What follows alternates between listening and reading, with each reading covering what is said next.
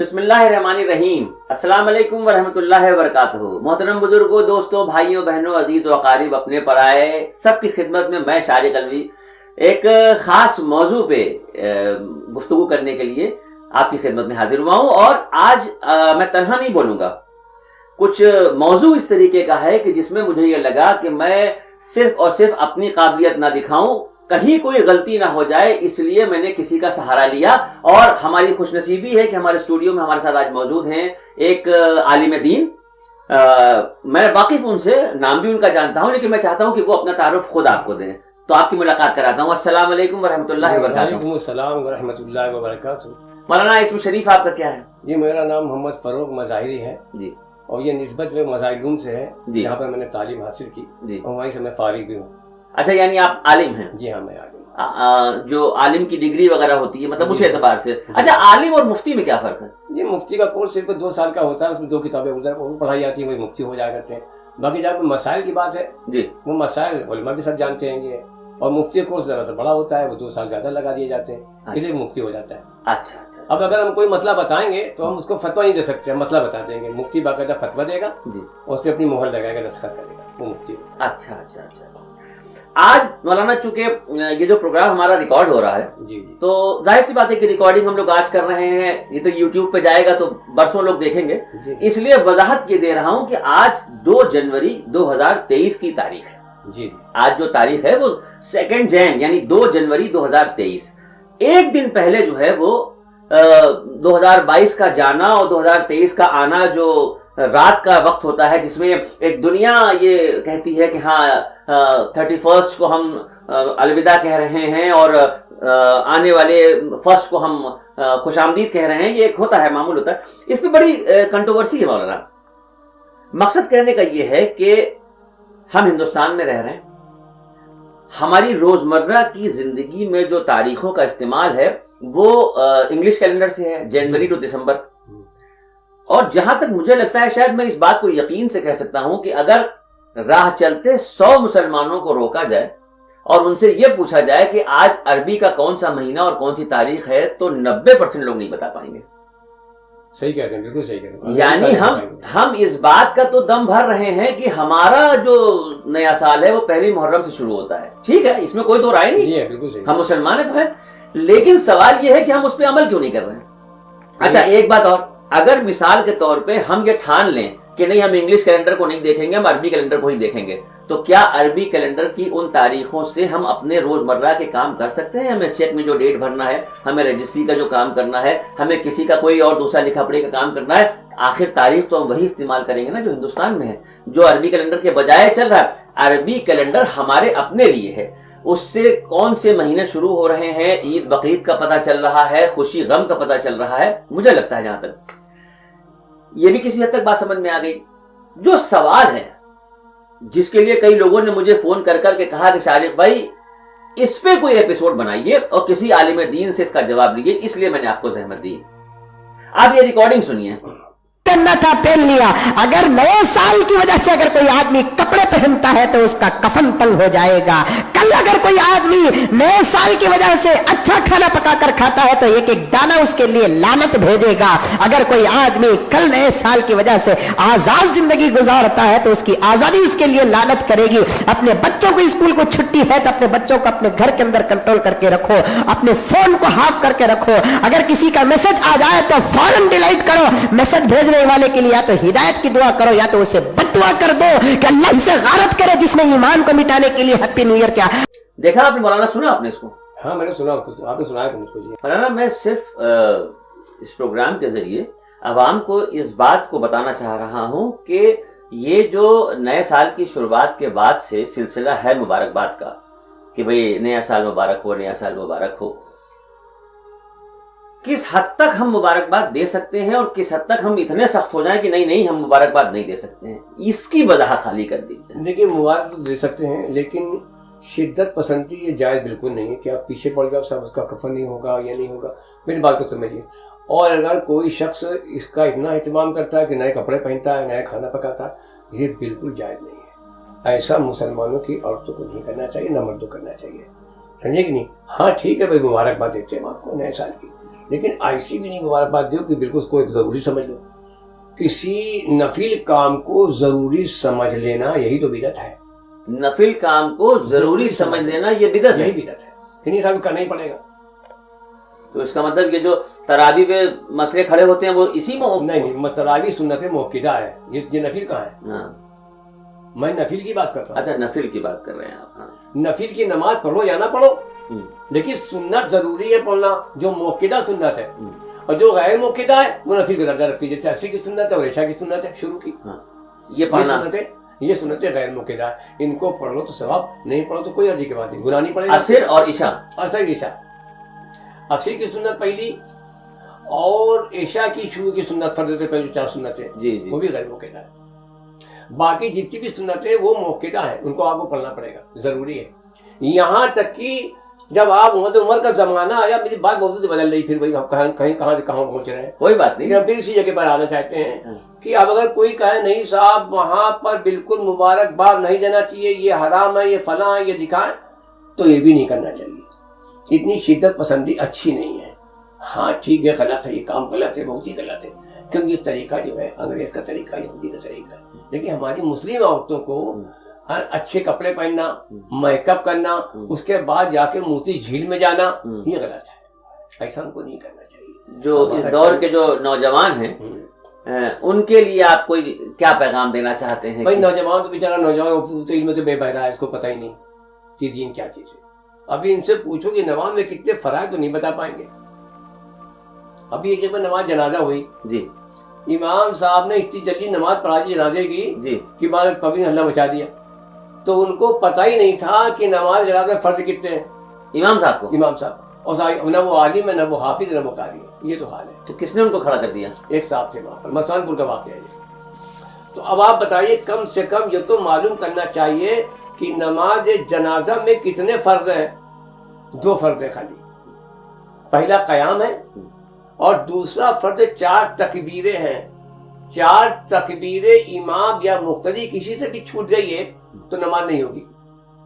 ایسے مسائل جو ہیں, اپنے جو 5 وقت کی نمازیں ہیں اس میں 6 فرض ہیں, کسی کو نہیں معلوم ہے. تو ہمارا مسلمان جو طبقہ ہے, نوجوان طبقہ, موبائل میں لگا ہوا ہے. موبائل میں لگا ہوا, مسائل نہیں پوچھ رہا, پوری رات موبائل میں لگا ہوا ہے. اور مسائل بھی آ رہے ہیں تو کیسے آ رہے ہیں؟ اور جو معاشرہ جو خراب ہو رہا ہے موبائل سے ہو رہا ہے. فجر کی اذان ہو رہی, موبائل میں لگا ہوا ہے, گیم دیکھ رہے ہیں اس کے اندر. تو بتائیے ہماری دینی کمزوری ہے کہ نہیں ہے؟ ہم اپنے نوجوان کہاں تک لے جائیں گے, کہاں تک سمجھیں, علماء کہاں تک سمجھائیں گے بھائی؟ آپ نے مسائل کا لفظ استعمال کیا بھی تو مجھے یاد آیا کہ 10-12 دن پہلے میرے موبائل پہ ایک واٹس ایپ پہ میسج آیا تھا. تو اس میں ایک مولانا کھڑے ہوئے تھے, مطلب کرتا پاجامہ, داڑھی, ٹوپی, وہ ویڈیو چل رہا ہے. اچھا جی. اور انہوں نے شروعات یوں کی کہ مسئلہ یہ نہیں ہے کہ ٹوپی کے بغیر نماز ہوگی یا نہیں. جب انہوں نے پہلی لائن یہ کہی تو مجھے لگا کہ اس وقت کچھ علم میں اضافہ ہونے والا ہے, اس کو ضرور پورا سنیں. پہلی لائن ان کی یہ تھی کہ مسئلہ یہ نہیں ہے کہ ٹوپی کے بغیر نماز ہوگی یا نہیں ہوگی, مسئلہ یہ ہے کہ ٹوپی پہنانے والے کی نماز ہوگی کہ نہیں ہوگی. ٹوپی پہنانے والے کی نماز ہوگی کہ نہیں ہوگی؟ جی. مسئلہ یہ نہیں ہے کہ ٹوپی کے بغیر نماز ہوتی ہے یا نہیں ہوتی ہے. مسئلہ یہ نہیں ہے کہ ٹوپی کے بغیر نماز ہوتی ہے یا نہیں ہوتی ہے, بلکہ اصل مسئلہ یہ ہے کہ کسی کو ٹوپی پہنانے کے بعد نماز ہوگی یا نہیں ہوگی. اب آپ بتائیے کہ یہ جملہ کس شمرے میں آئے گا؟ دیکھیے یہ مذاق میں آئے گا. ابھی پرسوں ایک ویڈیو آیا مولانا, وہ بھی میرے پاس موجود ہے. ایک صاحب کہنے لگے اپنے دوست سے, ارے یار آج میری جمعے کی نماز چلی گئی. تو انہوں نے کہا کیوں, کیا پانی نہیں آ رہا تھا؟ کہنے لگے نہیں پانی آ رہا تھا, نہا کے وقت پہ تیار ہو کے مسجد چلے گئے تھے. کہنے لگے پھر نماز کیسے چلی گئی؟ تو انہوں نے کہا کہ وہ جب نماز کے لیے سب لوگ کھڑے ہوئے تو امام صاحب نے جماعت شروع ہونے سے پہلے کہا کہ بھائی آپ حضرات اپنا موبائل بند کر لیجئے. میرا موبائل گھر پہ رکھا تھا, ہم بند کرنے کے لیے چلے گئے, لوٹ کے آئے تو نماز ہو چکی تھی. وہ یار آج ہمارا جمعہ کا نماز قضا ہو گیا. اچھا, وہ کیسے؟ نماز کے لیے کھڑا ہوا تو امام صاحب بولا اپنا موبائل بند کر لو. ہمارا موبائل گھر پر تھا, ہم بند کر کے آیا تو جماعت نکل گیا.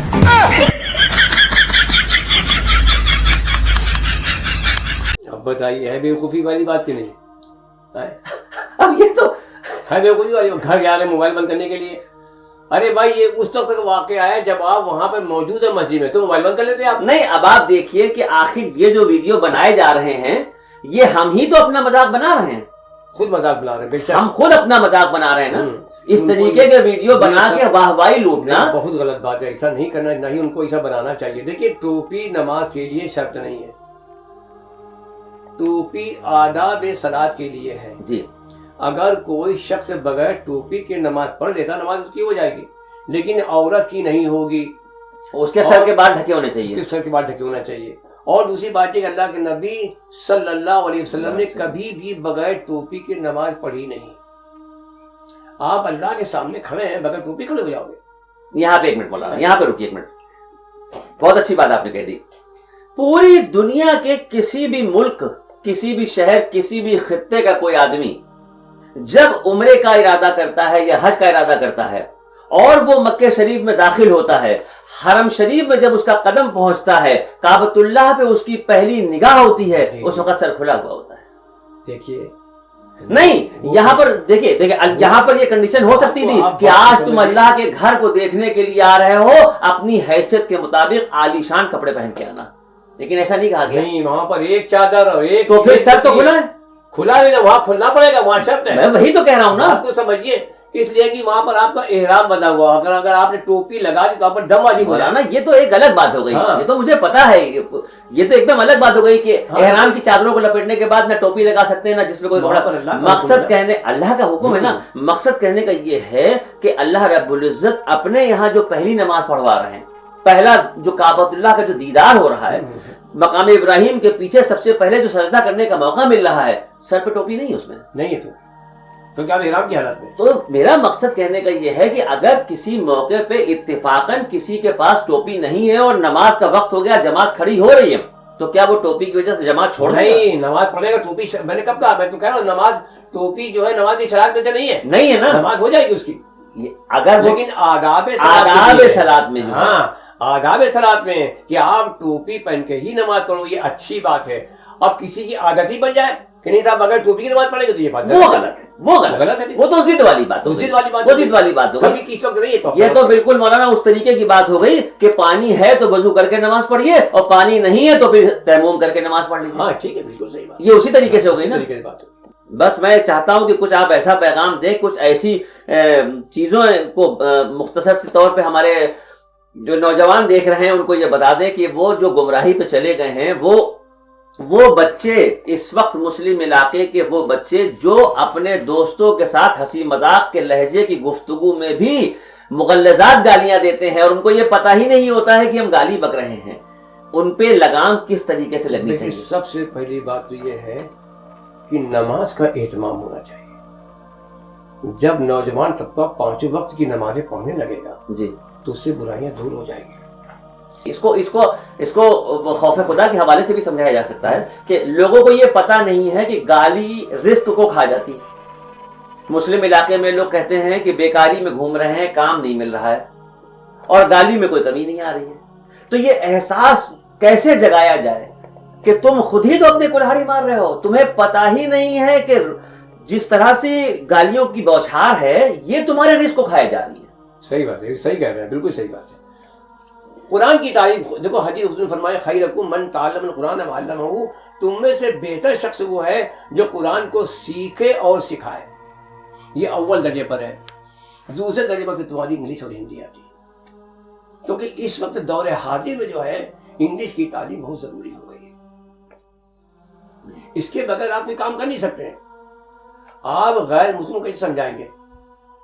तो क्या कुरान का बोला देंगे? नहीं, आप अंग्रेजी उसको समझाएंगे। अभी कुछ महीने पहले की बात है जी जी, कानपुर में एक मस्जिद है, फर्स्ट फ्लोर और सेकंड फ्लोर, थर्ड फ्लोर, 3 मंजिला बनी हुई है। पहली मंजिल पे मगरिब की नमाज के बाद बयान हो रहा था, ठीक, पूरी मस्जिद भरी हुई थी। एक हमारे जानने वाले मस्जिद में जब दाखिल हुए तो पूरी मस्जिद भरी थी, तो वो पहली मंजिल से जीना चढ़ के दूसरी मंजिल पे आ गए। अब जो साहब माइक पे खड़े बोल रहे थे वो तो पहली मंजिल पे थे, माइक की आवाज ऊपर भी जा रही थी, लेकिन ऊपर जो आवाज जा रही थी उन्होंने मुझे, मेरे दोस्त ने बताया कि शारिक भाई जब मैं जाके यहाँ पे बैठा तो कुछ आवाज आती थी मेरे कानों में और फिर खामोशी हो जाती थी। پھر کچھ دیر کے بعد آواز آتی تھی، پھر خاموشی ہو جاتی تھی. تو کہنے لگے مجھے یہ لگا کہ مائک کی خرابی ہے، لہٰذا میں نیچے دوبارہ واپس جاؤں اور انتظامیہ کے لوگوں کو یہ بتاؤں کہ مائک اوپر صحیح نہیں ہے، پوری بات سمجھ میں نہیں آ رہی ہے.